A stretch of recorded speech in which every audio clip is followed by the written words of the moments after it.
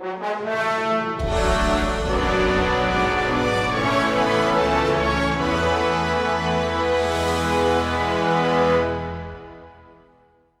up everybody, it's RobinGaming here with the third episode of PlayStation 4 Versus. With the groundbreaking new experiences that PS4 will be offering, Sony is looking to satisfy many gamers. But how are you going to play all these games? Of course, with the new Dualshock 4 controller.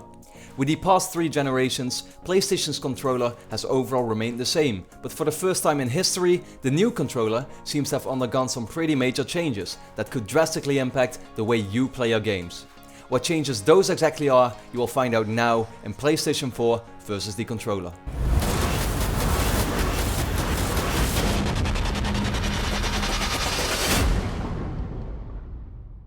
Let's start off with the design.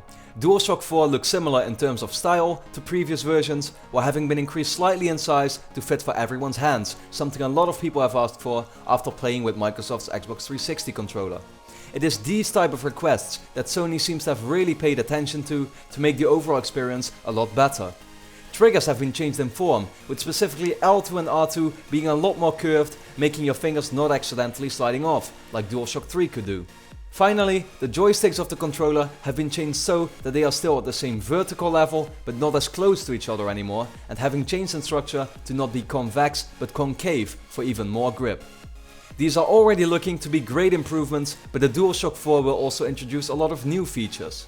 The touchpad has been added. What this can exactly be used for isn't really too clear yet, with a few examples like controlling your robotic companion in Killzone Shadowfall and serving as extra buttons, especially since it's also clickable. However, the full potential is clear. A more smooth experience on the internet by using it as your mouse, or maybe an increased use of strategy in games can be reached with this new function. Then there's the light bar on the back.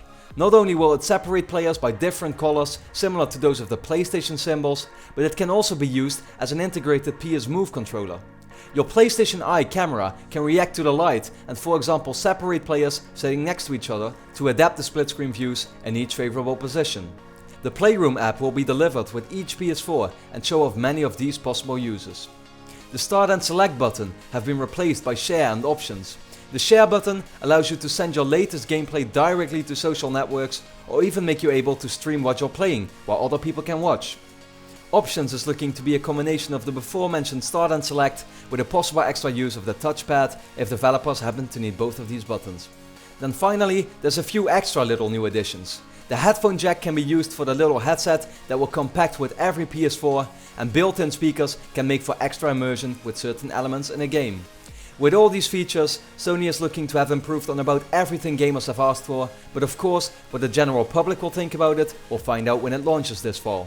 What I can however say for sure is that the gaming experience on PS4 will be greatly improved with the new Dualshock 4.